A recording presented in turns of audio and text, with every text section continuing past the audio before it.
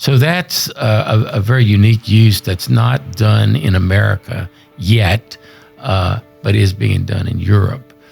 The other thing that I've worked on that's extremely interesting to me is the external sphincter. Now, the external sphincter to me is very important.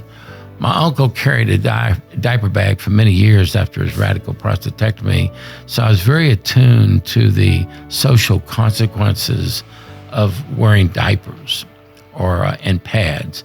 And after interviewing so many patients for all these 13 years that wore pads and wore diapers, it's a real problem. As I tell my patients, your sexual function is going to fade at some time, but you don't want to wear diapers for the rest of your life. And so this external sphincter, if you look at what I'm going to show you right here, this is your bladder, and then this is your prostate.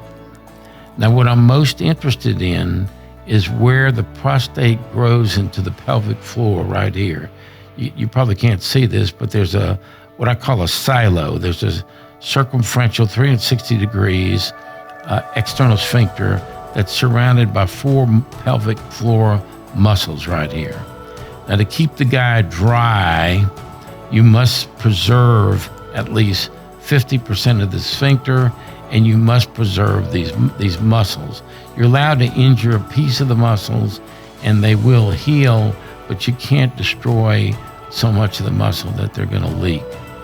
Now, in the MRI, once we have the applicator in the patient, I can actually see these structures again in 3 planes. So what I've done recently is I've completed 44 patients now, but I just recently got a paper accepted, I think with it was 32. Anyway, I submitted a paper for successfully treating cancer. It's 42. I've successfully treated 42 patients with a tumor adjacent or next to the sphincter, all the way down to 50% of one of the walls of the sphincter, and preserved that they wear no pads, no diapers, and follow up through 3 years, no recurrences at this time. Now, I prefer a 5-year follow-up, but we will continue to follow these people. But the TULSA technology allows you to place the applicator and then plan in this very tight area. Because of the 2 energies I was talking about, you can use the 14 megahertz transducer, which will extend out to 14 millimeters from the urethra.